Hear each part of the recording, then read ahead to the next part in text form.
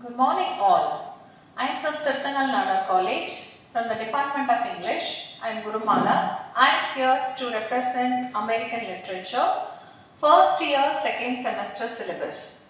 In the syllabus has been modeled and designed by University of Madras with 5 different modules. Namely, the first section it has an introduction and followed by the second part which has a prose and in poetry. The third one is prose, fourth one is drama, the last one is novel. It's a combination of 5 parts. Okay, introduction, poetry, prose, novel, drama. All this 5 together, we have the syllabus of American literature. At first, we are going to look at the first part, which is called as an introduction part. In introduction part, we have for the most important topic. The topic title is The Transcendentalist Indian Thoughts in Emerson, Thoreau and Whitman. So you people were aware about the American writer, that Emerson, Ralph Waldo Emerson, who's a person who has been introduced the topic called the Transcendentalism, which is considered as a very important topic because it explores 3 important ideas to the people. It started and it explodes in the mid of 18th century and followed by many other important writers who followed it with the view of Ralph Waldo Emerson. And here in this presentation, it is going to explore the profound image of the Indian philosophy on the Transcendentalist movement. So, pioneer of the Transcendentalist movement. Who are the pioneers of the Transcendentalist movement? Ralph Waldo Emerson, Henry David Thoreau and Walt Whitman. So, you could see clearly on the screen, these 3 of the are considered as an important contributed their part to the Transcendentalist movement. The pioneer of this particular movement is considered as a Ralph Waldo Emerson. So before we get into that Ralph Waldo Emerson, let's see what is the meaning of Transcendentalism. Yeah, here we have the first one. What is Transcendentalism? Everyone has a question. What is the meaning of Transcendentalism? Actually, we have the 3 important ideas. One is that individuality. That is very important. When you think of individuality, as I informed you, 3 important points are there. The first one is individuality, the second one is non-conformity and the third one is nature. These 3 together plays a vital role in forming the topic called that Transcendentalism. And here that Emerson expressed his ideas about how it helps a person to empower himself towards a society. The first and the prominent thing is considered as the individuality. Yes, every human being has their own individual self. At first, we must believe in ourselves. Whatever we speak, we will learn from ourselves, from the outsiders, and we cultivate with our knowledge, and we people are making that presentation. So here, the individuality plays a vital role. It signifies every individual has that unique place to represent themselves. You should not copy the others. You should have to have your own identity. You have to express your identity within yourself and you have to express it to the society. So from within yourself, when you are express it, you could understood and you could analyze it, then you can express to the society. So the first and the prominent part of that Emerson idea is considered as a individuality. So I repeat it again, individuality is commonness. Every commonness have their own idea. Here individuality is representing your own individuality. You should have your own individuality. You should not copy, you should not imitate from someone.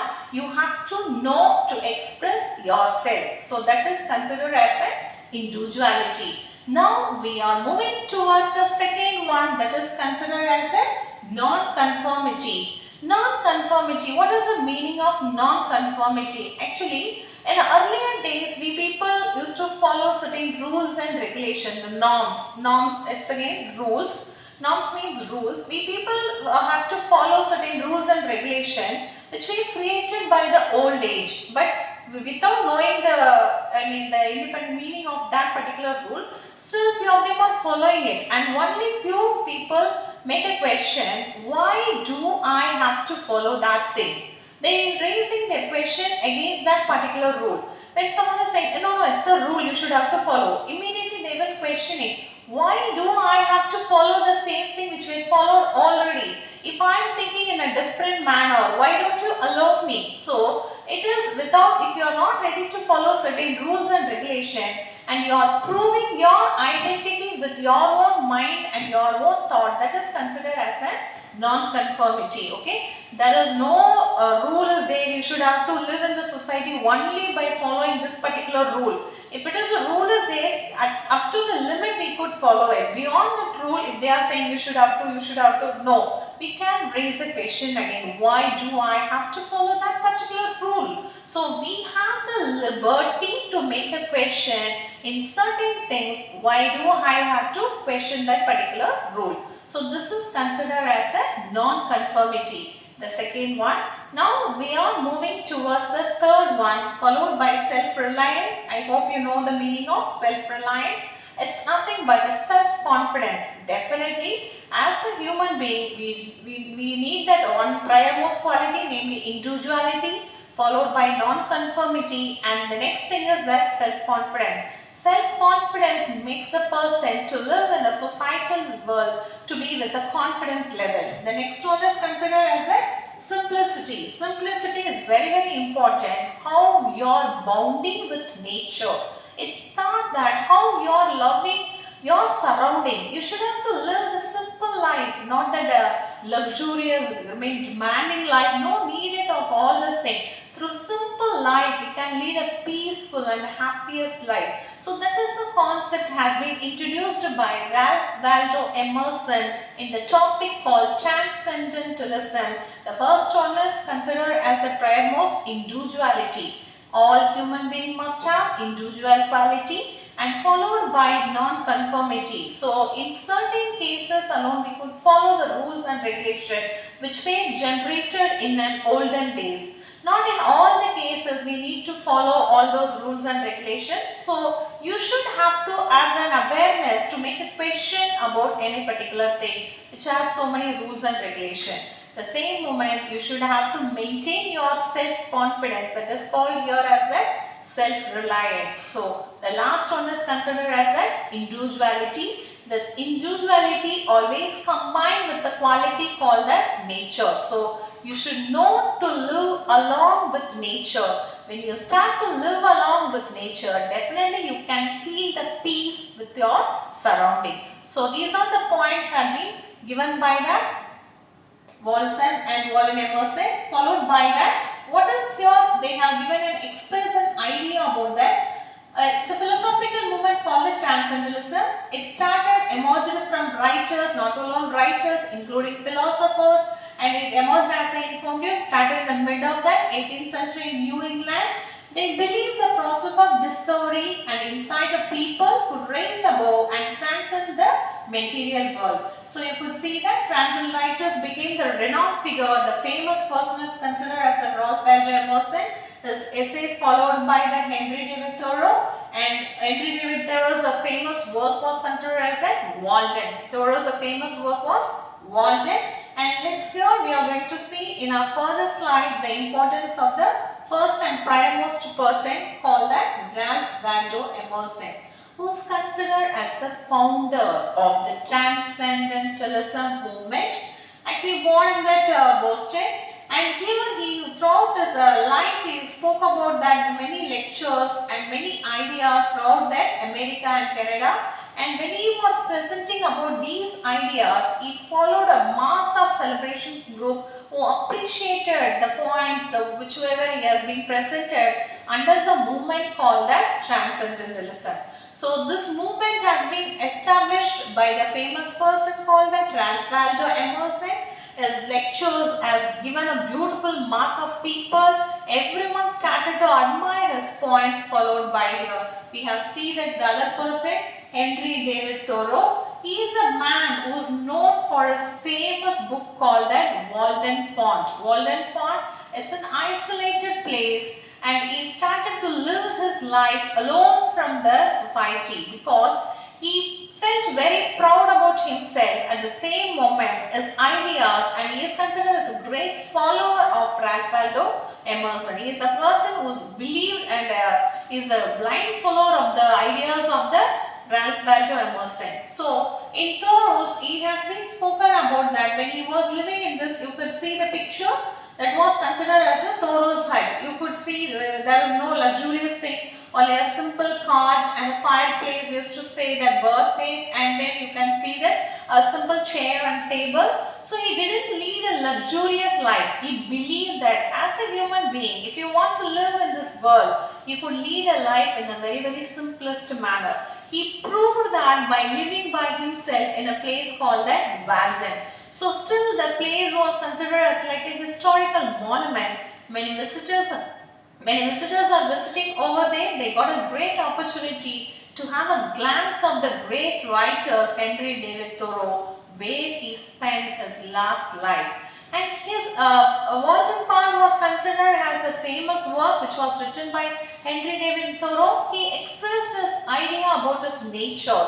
So a human being can lead a life with a simple surrounding. At the same time, he proudly presented how a man can lead a life along with nature, and he was made that he was avoiding the taxes. He don't want to pay the taxes. So which was considered as a proof to know that he was a man who was against the politics of that particular time. So he was against the politics. At the same time, he started to lead a life along from the countryside, as well as that he started to enjoy his lifetime throughout the end of his life, where in the place called that Walden Pond. So here we have seen about the second important person called that Henry David Thoreau. Now we are moving towards this third person. You know the person very well. He is considered again an American writer, a famous American writer, and he is considered Walt Whitman. Walt Whitman is a poet as well as an essayist, and he is also a part of Transcendentalist movement. Followed by you have the famous works in the Leaves of Grass and a very famous poem called that Oh Captain, My Captain. Whenever we think of the Walt Whitman name, immediately we connected towards a poem called the Leaves of Grass and followed by that Oh Captain, My Captain. He is also the true follower of the movement called that Transcendentalism movement. He is also believed in individuality. He also believed in non-conformity. He also believed in self-reliance. He also believed in life along with the nature. So these are the ideas presented over here. So we have a picture of that person, namely Ralph Waldo Emerson, followed by Henry David Thoreau. So I have given the list of the works, whatever they have contributed. When you think of Ralph Waldo Emerson, you could see that Self-Reliance, which is considered a very famous work, which was written by the man called Ralph Waldo Emerson, followed by Nature. When you read this particular prose, you can enjoy the moment of the living of life in the world, and followed by the American Scholar. And to the end, you can see the Divinities of School Address. These were the important works written by the Ralph Waldo Emerson. Here comes the next person, Thoreau. I already informed this one of the most famous work called the Walden, and his civil disobedience. I already mentioned that too. He was not ready to pay the tax, the levied taxes. Why do I have to pay the tax to live in this particular society? So he was against that. Government. He was not ready to pay the tax. And you could see in a title of his work itself, the civil disobedience. And you could see that slavery in Massachusetts and then the Maine Oaths. So these are the works written by the man called Henry David Thoreau. So from this slide, I have given you the opportunity to look at the familiar personalities and their important work, followed by where they were born and where they were educated and when they were born. So you could have a glance of it to have a further more of information from these two personalities. And here we have given that two important ideas from the book of Walden. The Walden Pond is a small cabin. From in there you could see the nature reflecting on the essential truth of life. So you could make your life live in the simple life. Through that you can enjoy the life along with the nature, the spiritual connection. It's very, very important. When you are imbibed with the nature, definitely the spirituality sprang upon you like anything. So he has given an importance to that spiritual connection that was only emerged from the idea of Indian philosophy. So spirituality is nature, is everything is there. Definitely you can lead the life with that thoughts of that spirituality. Here you could see that the parallelism between the Indian thought as well as the transcendentalism. They were spoken by the person called that Emerson, Thoreau, Walt Whitman. The final idea is self-reliance, unity with the nature.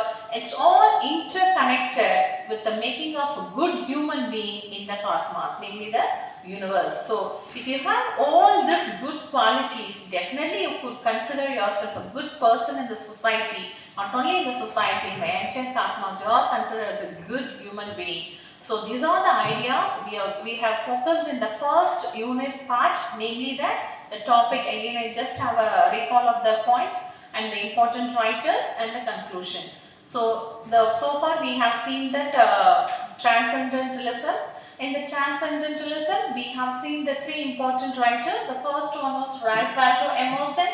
The second one is considered as Henry David Thoreau. The third person is considered as Walt Whitman, and their contribution in the form of prose towards the American literature. So famous Ralph Waldo Emerson has written Self-Reliance, and then Thoreau has written a famous book called Walden, and the third person who has known for his poetry, namely that Walt Whitman has contributed, namely O Captain, My Captain. So they have given and believed in three ideas. One is that the first and primemost idea is individuality. The second idea is nothing but that followed by non-conformity. And the third idea is individuality. Okay, so individuality along with the nature, and here you should have to combine all this thing to the form of that self-confidence. So here together it emphasizes which makes the human being to be a best person in the cosmos.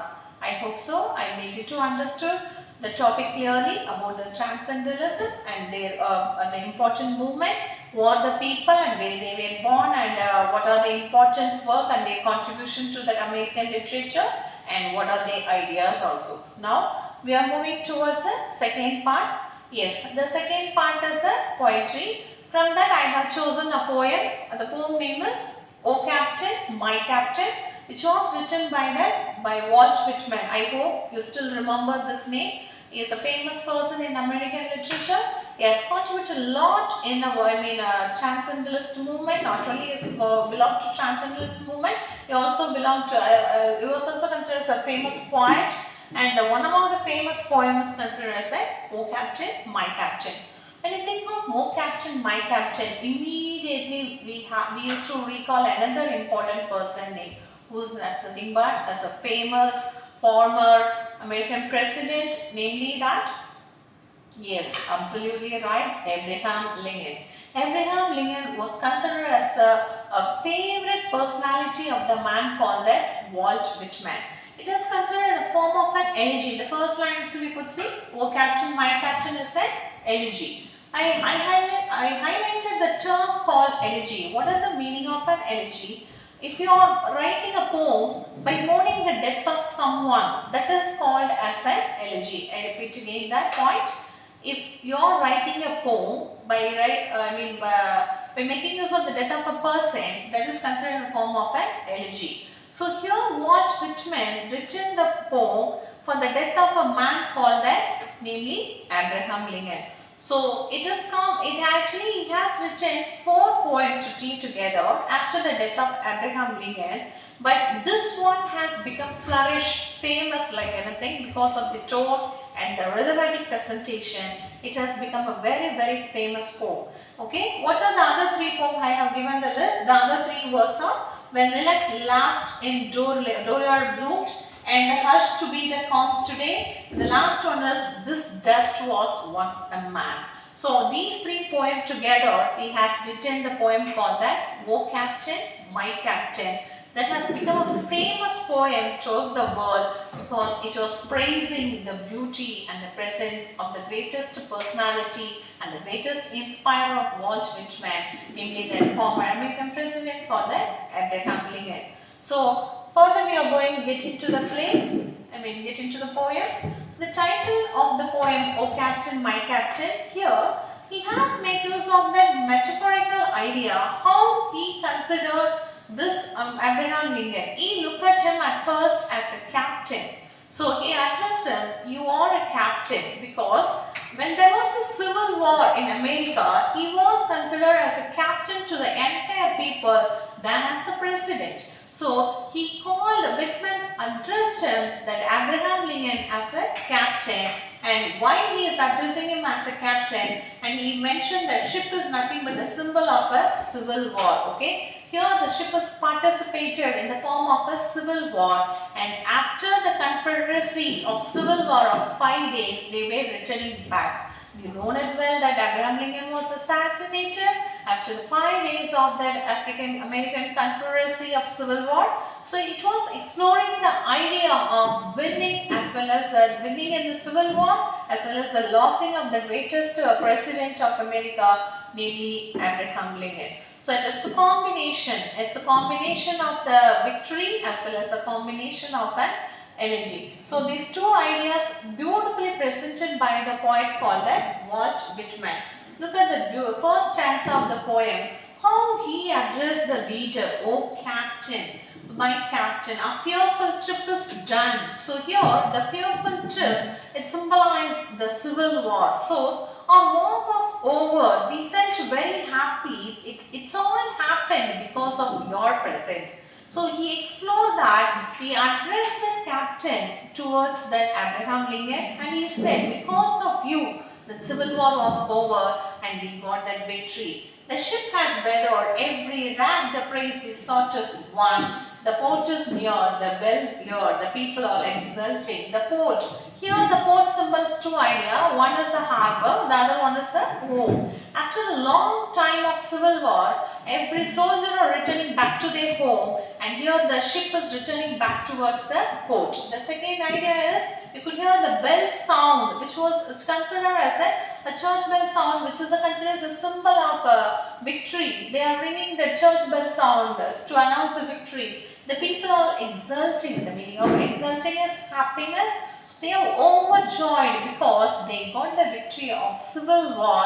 So they are enjoying, they are celebrating the victory by belling the church bell sound, by producing the church bell sound. For the steady keel, the vessel grim and daring. And now, after long days of civil war, the vessel, which vessel here refers to the ship, the vessel is going to reach the shore. And before reaching the shore, the keel is taking its position without moving hither and thither. It's taken its board in a proper way. That's only it was discussed. But oh heart, heart, oh the bleeding drops of red, whereon the deck of my captain lies, fallen cold and dead. So I could say from the last 4 lines, you could see in all the 3 stanzas, but we have to read in the reverse formation of the last 4 lines alone. Look at that. Fallen cold and dead. Here, who has fallen cold and dead? It's nothing but Abraham Lincoln.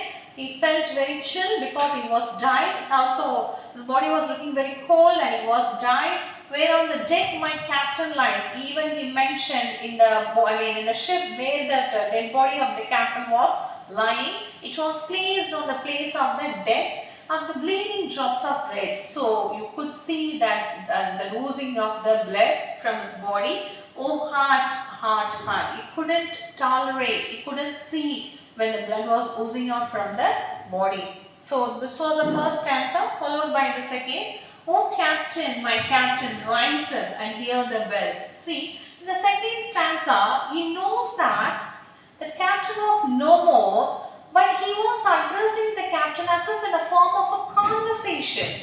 So, as he is no more, how he is going to answer? See, someone, if we felt very closer to someone, we don't want they to give expression or reaction towards your question. We people started to have a conversation, we people started to have a form of communication, though their presence are there or not, the same manner.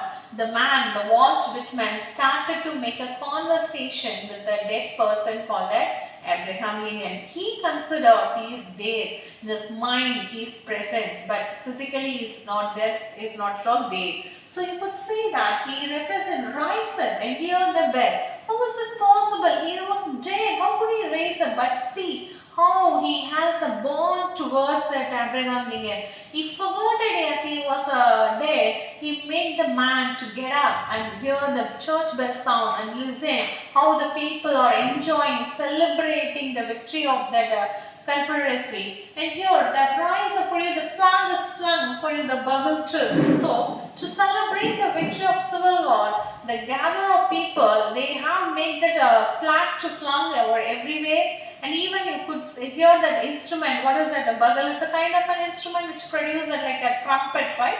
So it's a kind of an instrument. So they are producing a musical note. So let's join and listen to the music produced by that people, and followed by for you bouquet and ribbed wreaths for you that shows a crowding. The people were gathered near the shore, not only with that bouquet, even few of them were carried the wreaths to present to you.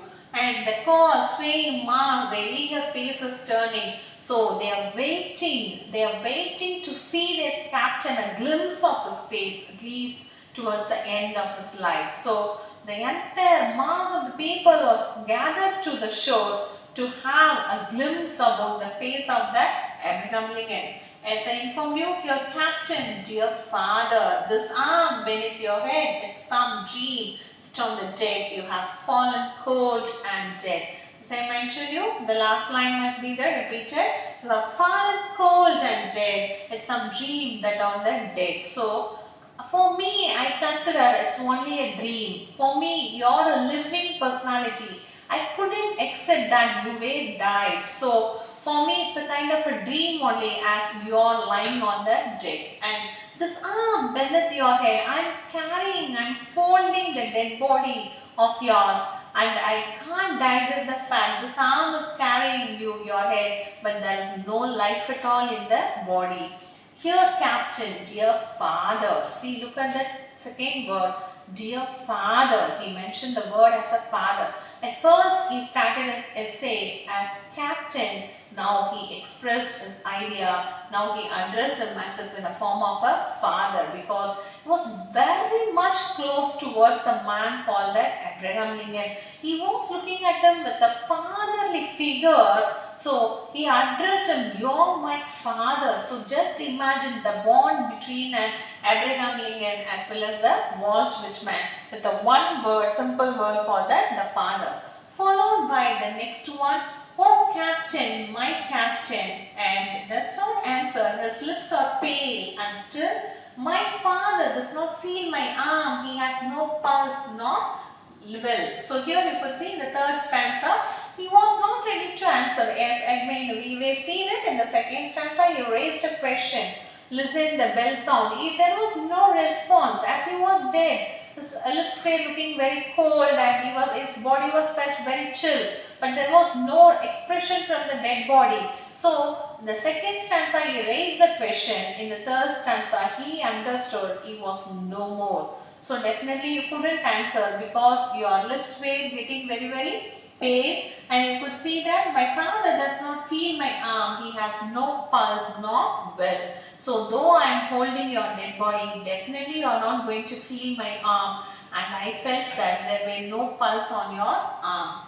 The ship is anchored safe and sound, its voyage closed and done. Here, the metaphorical idea used by the Walt Whitman, the voyage, the journey, voyage means journey. The ship is anchored safe, okay, so the journey was over, the Civil War was over. The same moment, the life of Abraham Lincoln was also over. Hereafter, we are not going to see the man called Abraham Lincoln. So, how the ship was, to the shore, it was tied in the shore, the same way the life of Abraham Lincoln was over. It comes towards an end. It was closed. From fearful trip to the victor ship comes with object one. So, actually we had started this particular war with the fear, the affright, and finally we got a victory. It turned out to be the victorious one. We won it, but at the same moment, with Object 1. We got the victory, but at the same time we lost our captain. Exult, O shores, and ring, O bells, but I, with mournful tread, walk deck, my captain lie, fallen cold and dead. So the last line again I repeated. Fallen cold and dead, walk the deck, my captain lies. So my captain was lying in the place of the deck where he was fallen, cold and dead. I with mournful dread. So I'm mourning like anything, but no use. My captain is not going to get up from there. Oh, except O shores, O ring, O bells. So the crowd was enjoying the celebration. At the same moment, you could hear the church bell sound also. It's a combination of victory at the same time the mourning of the captain called the Abraham Lincoln. So this is a beautiful poem presented with each and every line I have given, and followed by that analysis also I have given how he was a fearful trip is related with the dreadful civil war, and the captain addressed, who was addressed as a captain, namely that Abraham Lincoln was addressed as a captain. Here the metaphorical symbol, as I informed you, the ship is a metaphorical symbol of the USA. How the ship is going to getting back to the home. The same only the soldiers after they were fought, they were getting back to the home. Here the fort is a symbol of a home, how they were getting near towards the place. So this was an analysis and explanation about the first stanza. For furthermore reading, you could go on it and you could read out from this particular followed by the lines, and then in part of it also I had given an explanation point of it. Third stanza, here it ended the poem, followed by that the fearful trip was also over. You could see that the last line I have given an idea, the poem ends with the victorious as well as the loss. So victory was there as well as the loss was also there. The combination, it perfectly blend these two combinations in a beautiful manner, made the people to understood the importance of Civil War victory. At the same time, made the people to understood the importance of the loss of the American president or former, namely that Abraham Lincoln. So I hope so you understood this poem and followed by the lines, and I have given the description. Go through once. If you have any idea, you just put it in a comment. Now we are moving towards the next thing, conclusion. So conclusion, you have seen that it's a combination, the end of the Civil War and moment of rejoicing, at the same time a mourning. It's a mourning for the president. Rejoicing means that the happiness because of the success of the Civil War. Now we are moving towards a third point, namely third topic, namely the prose. When you think about the prose in American literature, we have the prominent person, Ralph Waldo Emerson. This famous, very famous prose work of Ralph Waldo Emerson is namely self-reliance, self-confidence. Self-reliance is considered as a self-confidence. He has exaggerated the ideas of individuality. So you could look at the second point. Self-reliance was first published in 1841. It's a collection of essay. So it's a general introduction I have given in the first 2 points. The third points alone, it emphasizes the importance of ideas in the prose called that self-reliance. So when that essay was published, the collection was published in the year called that 1841. It's a collection of essays. One among the essay was considered as a Ralph Waldo Emerson self-reliance. Okay. So here he has stressed their own instincts and institution rather than conforming to the expectation of society. You're living a life for yourself. Okay. You're living in the society, not for others. You have to enjoy your life. The life has given by God only once. So when your days are gone, you are not going to get back those days again. So be happy and make yourself happy ever. So how to make as myself happy as an individual person? I'm a person who's living in a society, so I have to go along with the society in certain cases. You should not be ruled over by the society. That's a very important point of the man called that Ralph Waldo Emerson. If you want to lead a happy life, definitely you could lead a happy life. You should know to lead along with the others, but at the same time, don't make them to dominate your ideas.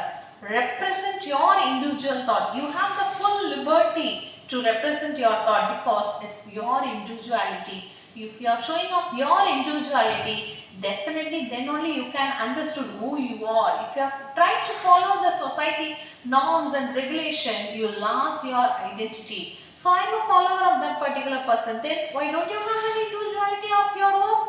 No. So we should not say that word no. You have to follow your own individuality because of your mind to think and look at the society and make the way to live the world with happiness in your own way. Please don't copy the other individual. Have your own ideas. Try to lead the life along with your own ideas. Definitely that idea will give the happiness towards you ever. And what is the next idea we have seen it? As a non-conformist hero such as Socrates, Jesus, Galileo, who were willing to stand up for their beliefs even in the face of opposition from society. So you know that well, the Socrates, the ending life of Socrates, Jesus definitely, and followed by Galileo. So these three people are considered as a perfect example. Though they were in the deathbed, they are not ready to say we are not going to say whatever you are saying is right. They are very firm with their idea. They are very strong in their idea. They don't want to change the idea. Though he was given as a poison, the Socrates drank it and is ready to face the death because he was very firm. Today you may not believe me, but in future definitely you understood what I am trying to convey. So Socrates was a man who was fighting for his thoughts till the end of his life. The same with the man called the famous follower, you people of many have, namely the Jesus who made to understood what the reality of life. Though you have understood that how the struggles he faced, but he overcome all those struggles and finally he also become a surrender towards the people who were believed that old thoughts, but he was not ready to give up his own idea. He was a firm believer of his idea. He followed all ideas presented by himself and he finally faced the difficulty towards the end of his life. That's what made that Jesus. And Galileo, you know that he was a famous man and he was also talking about the physics and he presented his ideas for, again you know it well, his ideas were also not accepted, but at the same moment he was not ready to give up his idea. He was very firm on his idea and still he is in history. So these three of them are still in history, many of them are still there in history because they don't want to change the idea because of the societal norms. And here the self-reliance is a significant title. You have to make that confidence upon yourself. That was idea expected. The title self-reliance captures idea. Each person should rely on their own inner guidance and intuition to live a fulfilling of life. Yes, of course. You should have to, everyone have the intuition, right? A mind used to say you have to do this, you should not do that. So sometimes we used to follow our intuition. Most of the time we won't follow it, no problem. But at the same moment, we should support to the mind's idea. So we should have to pay attention. What is our intuition is trying to say? We should have to listen. What is that idea is embarked in the place of intuition. Okay, so it helps us to live a fulfilling of life. Definitely, we are going to be guided by God. Namely, the spirituality is there. So that was the three concepts explored in the Ralph Waldo Emerson. The first one is self-importance, namely the importance of self-reliance. So self-confidence is very, very important. So without the self-confidence, we can't make ourselves to be presented at every way. So that was discussed in the first 17 paragraphs, followed by individual, self-reliance and the individual. If you are having the self-confidence, you should have to combine along with your individuality. I am a self-confident person. So I know what are the limits are there. I have my own individuality. I have to pay attention to my individuality at first. So that's again thought was coming as in the form of individuality that were presented from the paragraph of 18 to 32. The last idea, self-reliance and society, from the paragraph of 33 to 50, it explored that self-reliance and society. So when you have become a self-confident person, how it is going to be presented in the form of towards the society. So we are going to live in the society. We are going to be with the society. So that's only embedded in this idea. Excuse me. Here you can see individuality, self-reliance. These are two ideas embarked again. Now we are moving towards the third one, The Old Man and the Sea. It's a beautiful novel written by the famous American writer Ernest Miller Hemingway. Take down.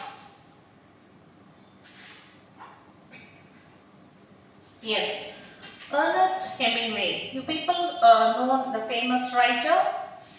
When you look about the American literature, there is no American literature without the man called that Ernest Miller Hemingway. He has received the Pulitzer Prize. He has received many awards, and famous among them is considered as the Pulitzer Prize. And for what particular novel he has received the Pulitzer Prize? Namely,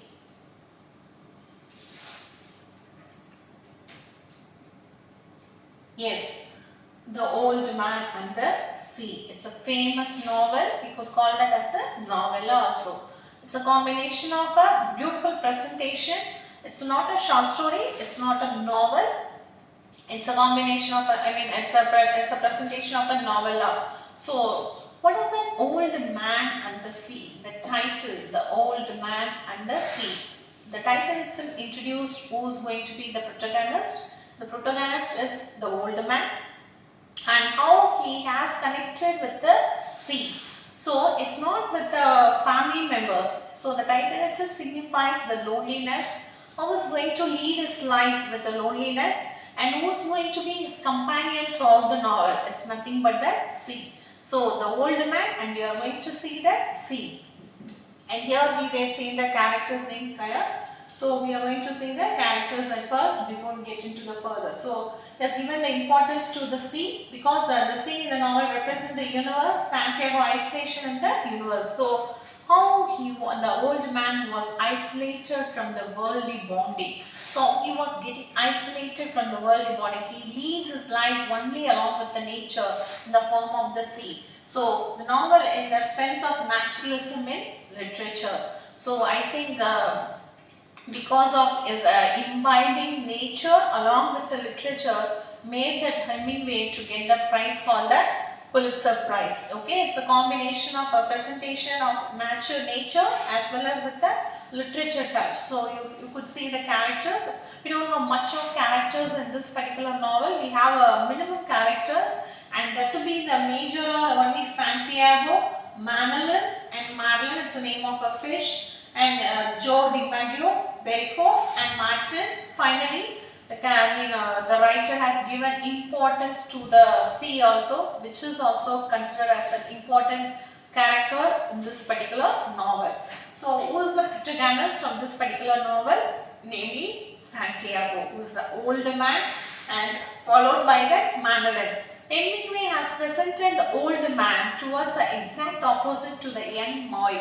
Namely that, what is the name of the boy? Manolin, who was considered as a companion towards a man called Santiago. So how their relationship that has been beautifully presented, though they were different in age, but how their ideas and how they are sharing the food, not alone the food, the thoughts, how they are sharing, and including they were discussed about that baseball player DiMaggio.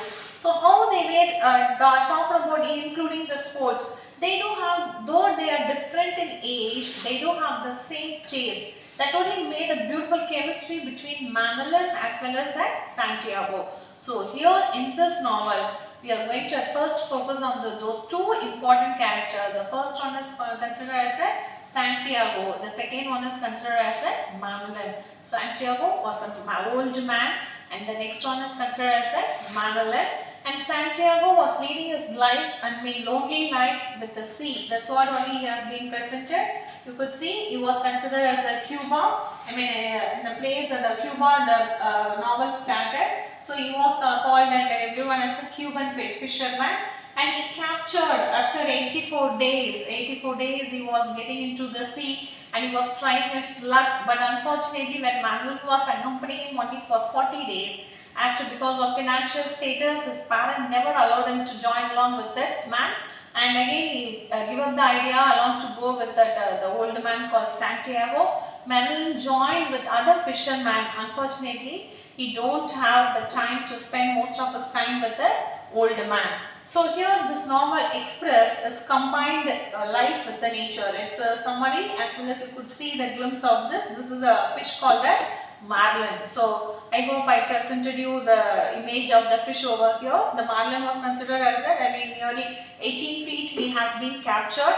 3 days he tried his best to make him to hold in the boat, but unfortunately he made his harpoon because after 3 days as a lonely fisherman he couldn't hold him for a long time, so he attacked him with the harpoon, and finally you could see that the sharks had eaten and he couldn't get the flesh of this harpoon. The marlin, the struggle of 84 days. Look at that 18-foot long marlin was holded by the greatest fisherman. It shows though he was aged, his respect towards the sea and his determination towards the end of his lifetime. It's beautifully presented in the novel called that The Old Man and the Sea. Thank you for patiently listening me, and you could ask me any question if you are further related towards any particular topic, and I am ready to share with you. I hope you understood the topic and the points in a clear manner. Thank you all. Thank you so much.